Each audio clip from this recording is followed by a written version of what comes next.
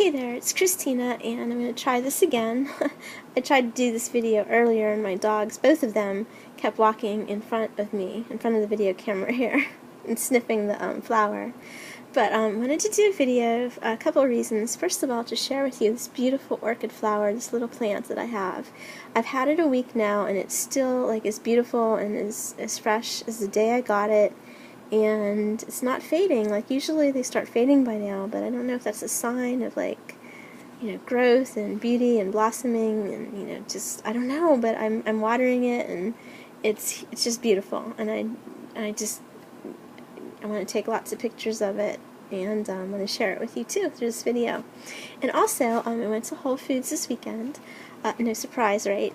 And I picked up this little flyer, and I wanted to share with you 4 tips to a healthier you, because I know there's a lot of people, trying to transition to a healthier lifestyle with regards to their fitness, their nutrition, eating more plant-based, eating more raw foods, being more active. There's so many things that we can do, and there's just so much to assimilate, especially if you're trying to make this kind of a change.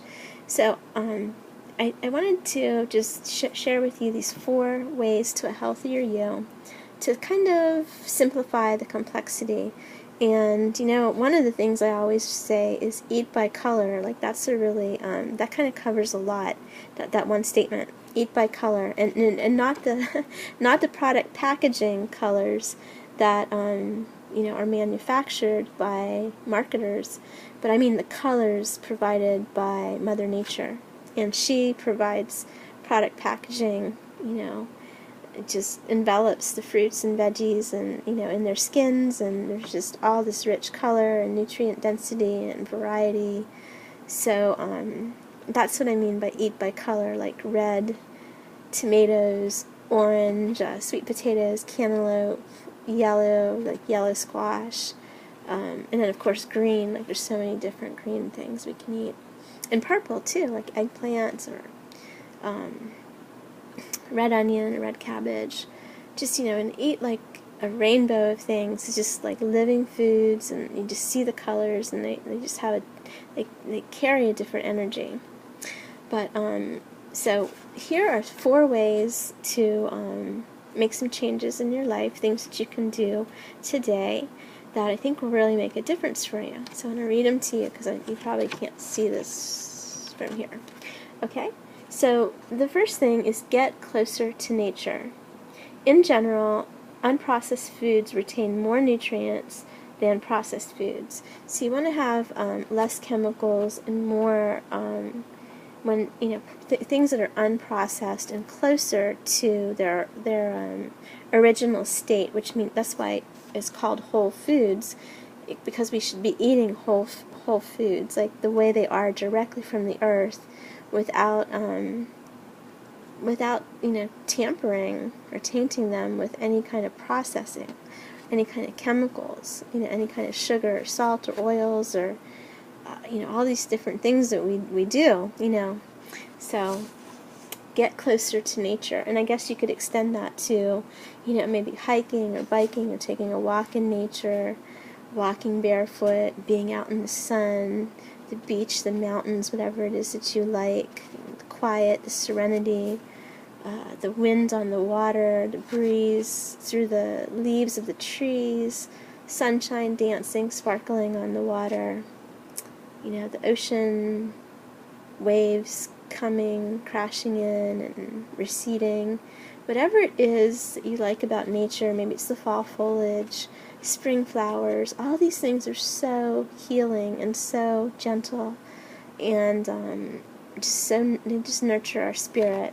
So, and of course the same goes for fresh fruits, veggies, and herbs. So if we get back to nature, Mother Nature has us covered. She really, really does, in all different variety of ways. Alright, number 2. Fill your plate with plants and enjoy a rainbow of fruits, veggie, beans, and whole grains. So yes, I always say eat by color. I think I just said that. Eat by color. Strive for a rainbow of colors on your plates, or if it's not in an individual meal, then kind of like the average of what you eat over the entire week, like every 7 days. And of course, this goes for juices or smoothies. You can put it all in a blender too and mix it up, and you can get it that way. It's much more easier than chewing and chopping, and you get more nutrient density per ounce when you blend up a smoothie or make a juice, because you have all these different varieties coming together, variety of nutrients coming together in the when you blend it, because you couldn't like possibly even like have time or anything to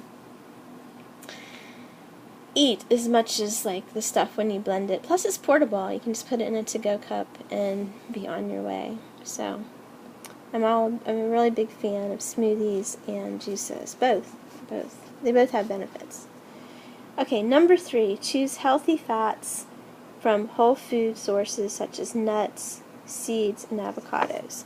Okay, you want to not be afraid of fat.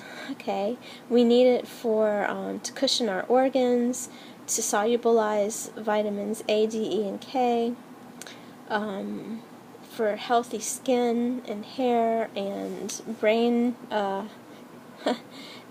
chemistry, neurons, and the myelinated sheath. There's just, we need fats, but we need healthy fats.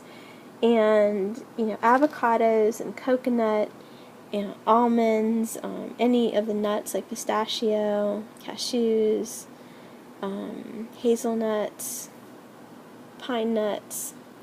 Now, peanuts aren't so great. They're kind of acidic, and they can carry aflatoxins, so I'm not a really big fan of peanuts. But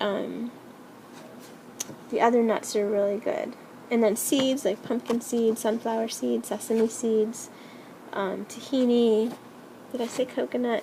Yeah, all of these are healthy fats, and the thing about it is when you lead with healthy fats, you're going to have satiety, and then you won't crave the bad ones. So that's why you want to include these things in your diet.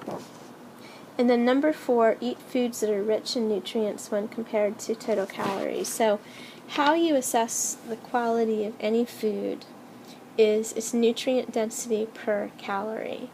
And that's just like a good rule of thumb, because you want to be getting, an ROI, right? A return on investment. Why don't we look at this just like we look at money and time, right? Your food is an asset to you if you're eating the right kind of food. So you want it to provide energy in the moment, and then you want to have longevity too. You want to have health at the cellular level. So these are 4 tips, and they're probably, even if you want to start somewhere, start with these 4 things. And I think I wanted to say one more thing about whole grains. You want to avoid gluten. Gluten is like glue. Like pasta and pastries is like water, and flour is paste. Paste is like glue. And if you just sit and think about it without knowing anything clinical at all, imagine swallowing like doughy pasta, doughy bread. How do you think that moves through your entire digestive system, your colon? It's just sticky. It does not move through with ease at all. And when it gets stuck in there, or it's prolonged inside of you, it flattens the microvilli of the intestine. And these are like these flagellations around the inner lumen. And they serve 2 purposes. They may serve more, but 2 important purposes that I want you to know about, and that is to sweep food along. It's called a bolus of food when it's in the colon. In the microvilli are like these flagellated extensions that sweep the food along and move it along towards elimination. And if they're flattened by food, they have no motility to do this, okay? So that is why that is important. And the other thing is, on their surface, this is how nutrients get absorbed. So if they're flattened and they're obscured and we can't even access their surface area, then you can't absorb nutrients. Even if you're eating nutritious things, they're just going to like pass on through. And that's a shame, because you're eating right, you're preparing meals, you're paying for stuff, you're spending time preparing. You want to get the full nutritional benefit of your foods.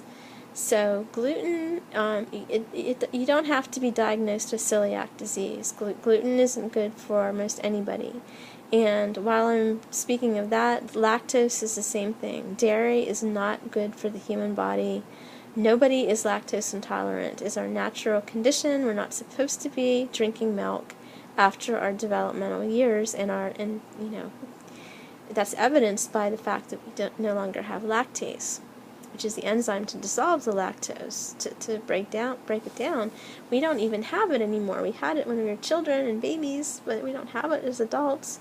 So, after our developmental years are over, we have no need for our mother's milk or any other milk of any other species. Nobody else drinks the milk of another species for decades into adulthood. It is purely an economic play. Somebody is profiting. It was somebody's idea. Nothing more. There's nothing wholesome about milk that we need that we can't get from almond milk and other non-dairy sources. And this is not even talking about the cruelty to the animals. So if dairy is really difficult to digest, and so is meat. These things can linger in your digestive system for hours, like 6 to 8 hours, 10, 12 hours, because they're very hard to digest. They require a lot of digestive expenditure and energy, and that robs you of energy that you could use for something else, like something that you love doing, something that you need to be doing, something that you want to do, for yourself, your children, maybe a workout. It's all being used by your stomach. You have indigestion, you have bloating, right? Most people, this is common for them, or constipation. They don't drink enough water. They're really all clogged up as far as the plumbing. They don't even do colon hydrotherapy. You take a shower every day or every other day. You wash your vehicles, but do you ever cleanse your organs, your internal organs? Do you ever think about all the stuff that's just impacted in your colon, and how that's just putrefying there and causing lots and lots of problems? You really, really need to look into these things, because most people have no clue, no awareness, and it's a really bad thing to go down that road towards colon cancer or any of the inflammatory bowel diseases, which are are very common. And it's because they occur with such ubiquity. You have to ask yourself, well, what is the behaviors and the precursors to these pathologies that occur with the same ubiquity? So what are 99% of the population doing? Because everybody knows somebody that has gastrointestinal problems, like ulcerative colitis, diverticulitis, Crohn's disease, and whatever. There's some other ones. But it all comes down to what you're eating, and I have to tell you, it's self-inflicted. These things aren't obscure. They're completely predictable if you look at someone's diet. And so you just have to treat yourself a little bit better, get some information, make some changes, and maybe a phased approach, because these things lead to disease and cancers, and there's in the meat and dairy there's antibiotics and hormones, and this isn't even, we're not even talking about all the carcinogens that we could breathe in, or that are applied topically to our skin. There is so much stuff